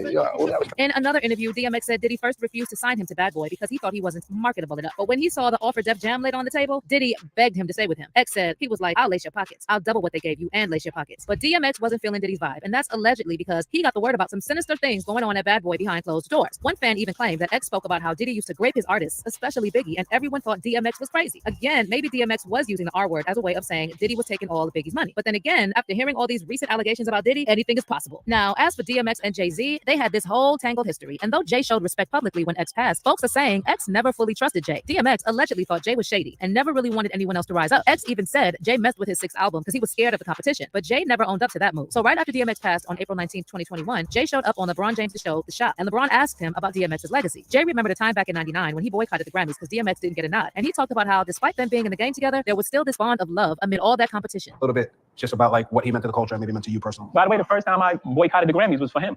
We both came out that year. He didn't get nominated. He dropped 2 albums, had 2 #1 albums in the same year. They didn't even nominate him.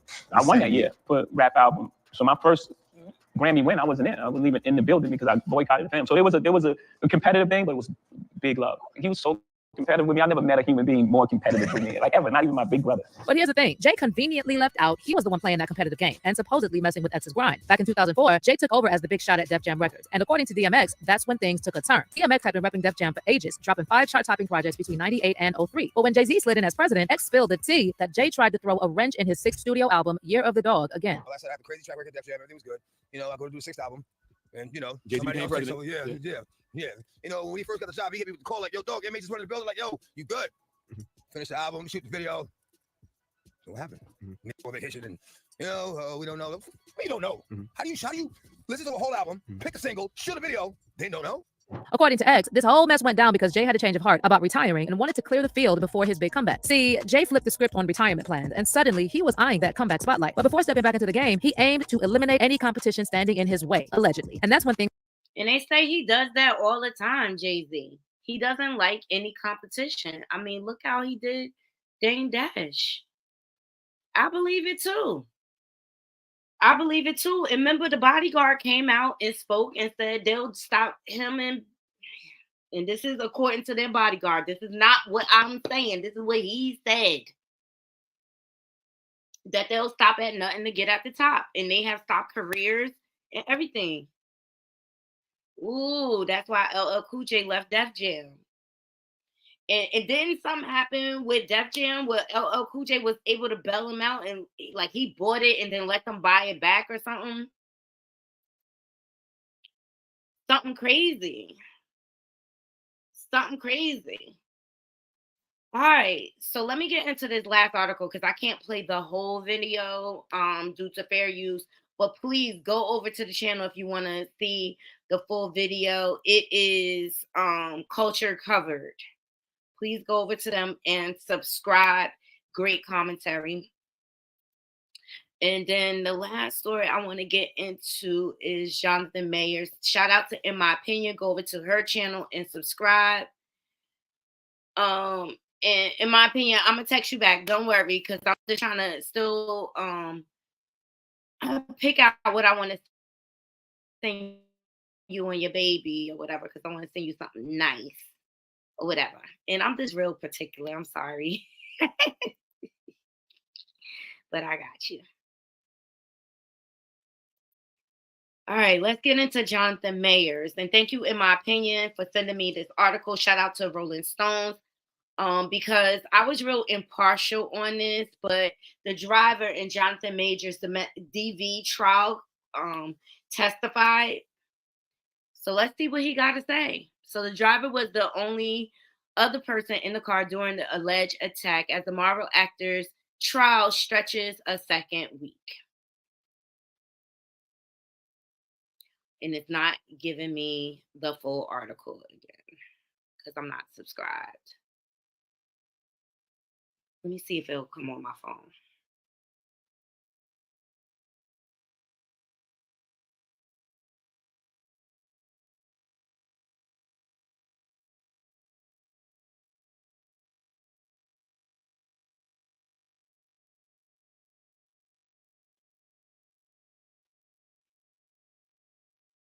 So the driver was the only other person in the car during the alleged attack as the Marvel actor trial stretches a second week.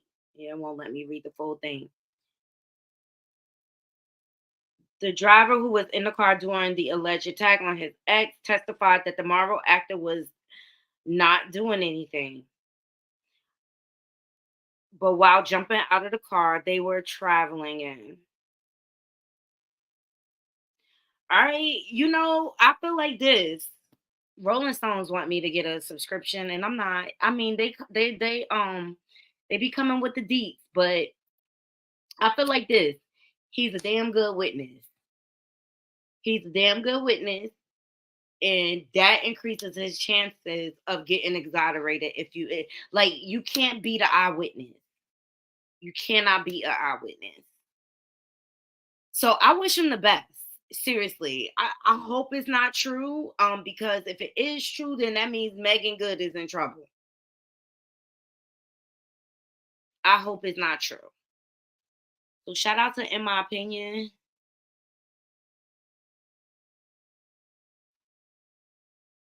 Ooh, Jovi. Shout out to Jovi Beauty School. I think she going live, but her title was crazy. Like, do you think the whole Jason Lee bravery of Beyonce is Diddy driving it? I doubt it. Diddy got bigger problems.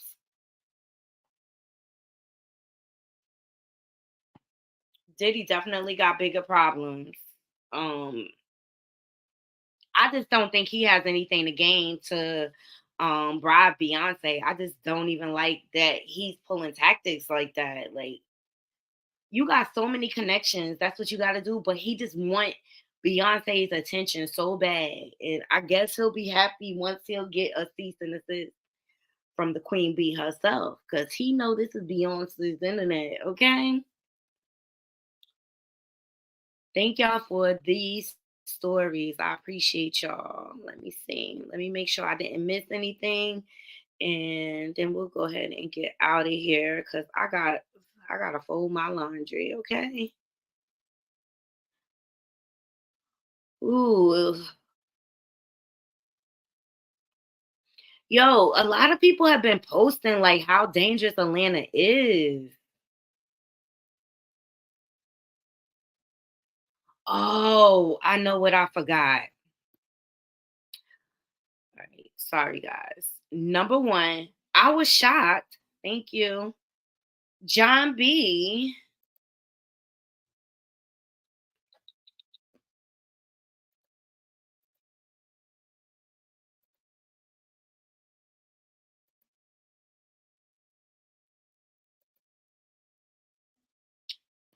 Oh, why was it muted? I hate when they do that. Video sound has been muted. Okay. Let me stop sharing. Let me refresh my Instagram. Thank y'all for joining me. Seriously. Did y'all know John B did not get paid for any of his music? I was like, what?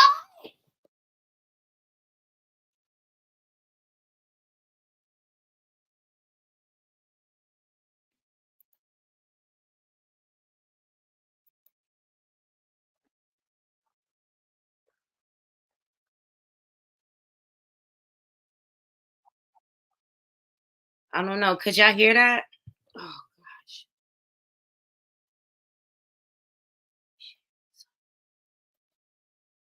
I was like, what?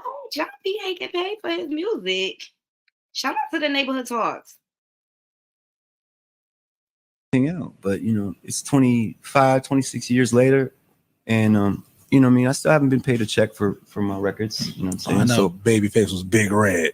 I told we gotta work some things out. Well, you ain't been paid a check from one record. From any of my records. Oh, now let's get it. What? Yeah. Now John B, shut up, man. Nah. John B. No, they still have John to B, pay. I will walk out of this room. No, Why do they you think still, he lying? They still have to pay. That sounds believable. Every record? That sounds believable. Every record, bro. Nah, there's some type of check. No, I get checks because I do shows, but I don't get paid for my records. Out, but you know, it's 25, 26 years. I love John B. Girl, it's alright, baby. That's my song. I love me some John B. I was like, what? He not getting paid? That's crazy. And then the other story I wanted to get into, which I think is an all-time low, you guys. But there is a woman that is accusing the late Takeoff for SA.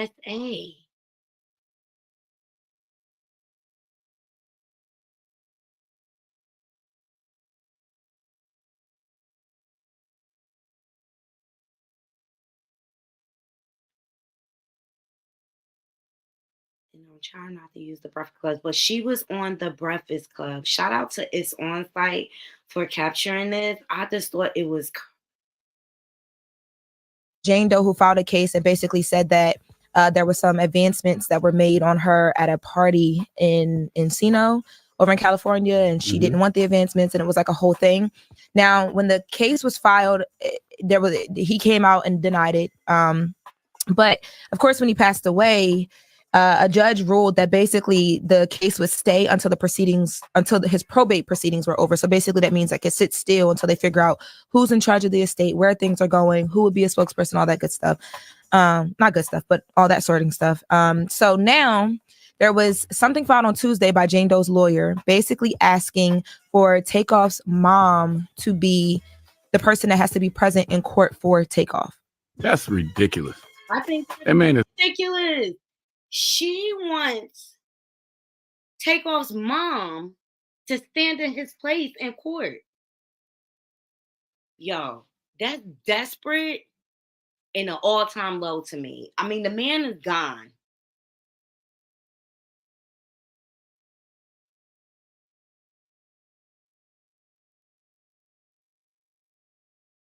I think that's, I'm sorry that she was a victim. But I just think that's an all-time low. Or I really, don't get me wrong, Knotty Crew. Victim have rights. They have a right to get justice. But to me, it feels like it's money motivated. It's not about getting justice. Why would you?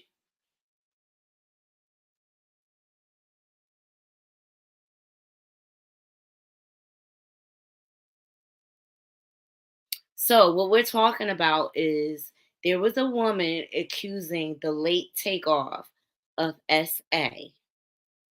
And so because he passed away, the judge dismissed it. Well, she filed a motion and she wants his mom to stand in his place.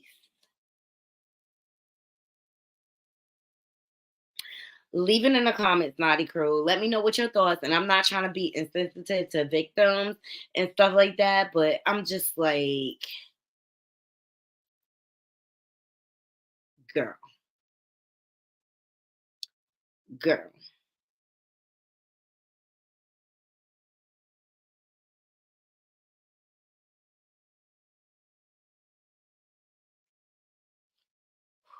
Let me try to end this on a better note. But I just thought that was messed up.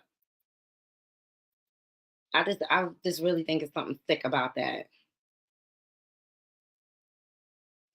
So, did y'all know Tracy Morgan and Nas were related? Shout out to the Shade Room for this. He says, we want to know who did this show that you're related to. Mr. Morgan, will you turn the last page? And guess who's sitting there?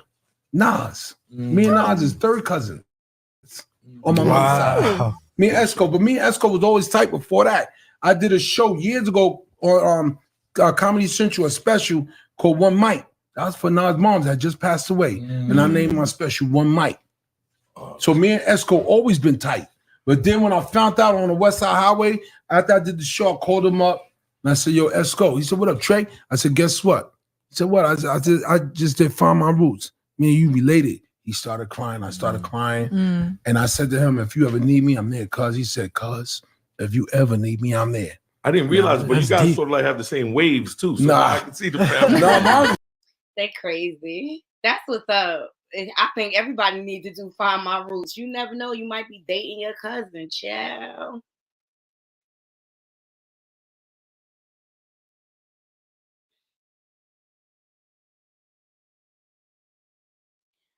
Ooh, the rest of this I think I'm gonna save for the show tomorrow because your girl is tired. But if anybody's looking for a job, okay, the dispensaries are hiring, and it looks like they make good money. Shit, $74 an hour. I might apply. Okay? It won't even come up. But the dispensaries are hiring. And it looks like Queen Latifah, Common, and the Far Side are headlining the Roots Picnic in LA show in 2024. Rock the Bells. That's what's up. Ooh. Oh, because I love the original Power. I do. And Amari Hardwick hinting at he may be willing to return. Listen. I love playing him. I miss most the opportunity to take the story to where I thought it could be taken in terms of the ending, giving the fans what I thought they deserved, which was the right and more appropriate ending. Not that the spinoffs couldn't happen. That's dope. And I've never been able to say that. And this is the first time I've said, well, there it is. It's that. That's what I miss. I want to give absolutely the fans what they're saying. So come back. I want to come back for that specific reality. But sometimes you can't rewrite that which has already been written. It would have to just be the perfect thing. I just loved him as Ghost. I just love the Power series, period. Like, and I miss it. I miss him and Tommy together and they antics and stuff like that.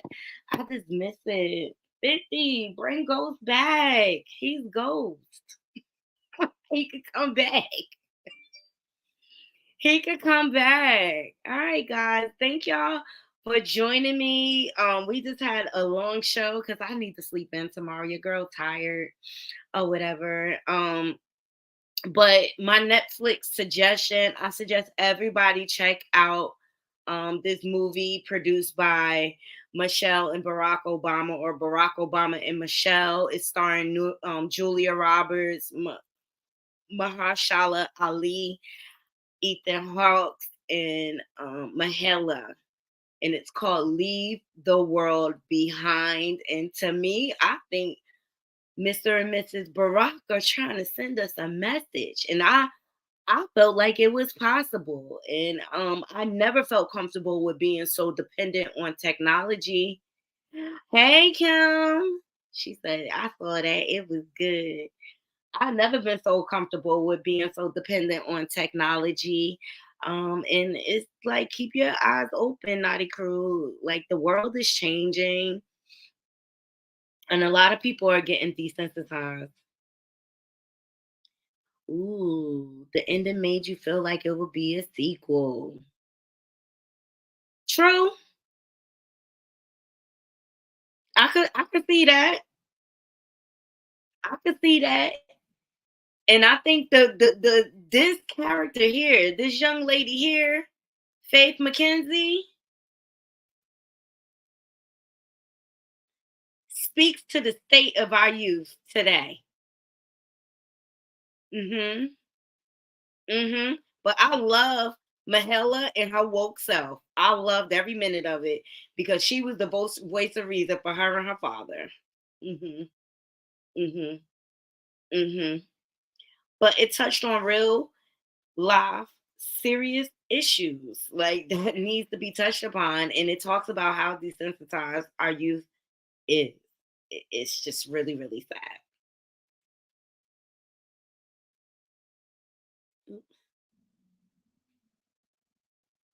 Yes, I did watch the Child Jane.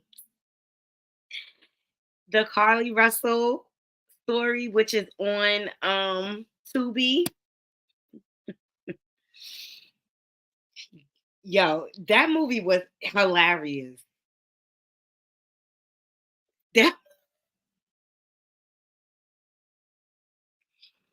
But it made me feel the way I thought I felt about her. Like she had some type of mental imbalance or sickness.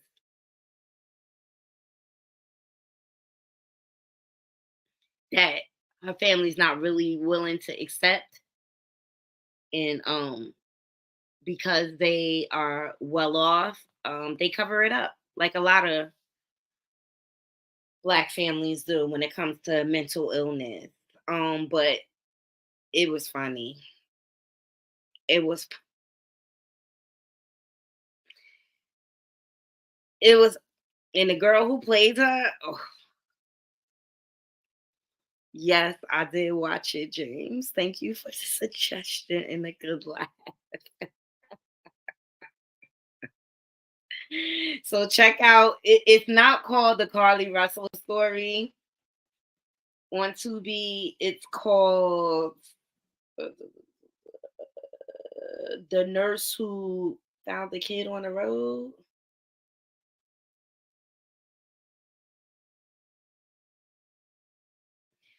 Matter of fact, let me go here since I have Instagram open. James sent it to me. It was freaking weird. Oh, man.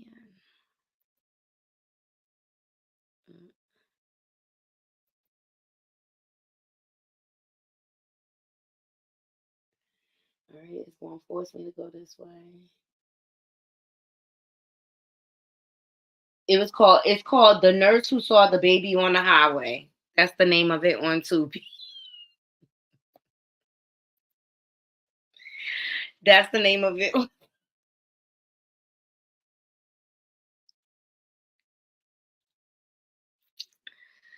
But I just think that girl is a little cuckoo for Cocoa Puffs. That's just my opinion. That's just my opinion. Well, I appreciate you all joining me. I gotta get ready to get out of here now for sure because I need to fold my laundry up before it wrinkles. Because I can't stand when my laundry is wrinkled because I don't like the iron. So I gotta get the hanging. I appreciate every last one of y'all joining me this evening for this 2-hour live, but it was just a lot to cover. And I want to sleep in tomorrow. So hopefully things stay calm on the internet tonight. And to all my haters. And I wanna say thank you in case I don't thank you enough. I thank y'all too. Please make sure y'all hitting that like button. And if you're not subscribed, please subscribe and leave comments and share my content on your different social media platform. And please follow me on all my different social media platforms. We're located everywhere. Insta, everything. Let me see if this come up right. No. And just know that better days are coming, Knotty Crew. And let's stay prayed up because this world as we know it is changing. And if 2023 is ending like this, I only can imagine what 2024 brings. Until next time, Knotty Crew, I'm out. One.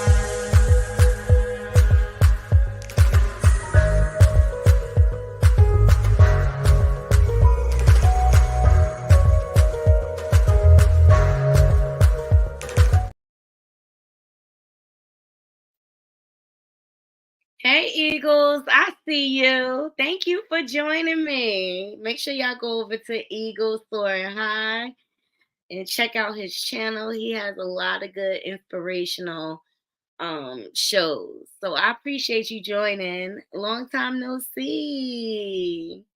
Happy holidays to you. Until next time, Knotty Crew, I'm out. One.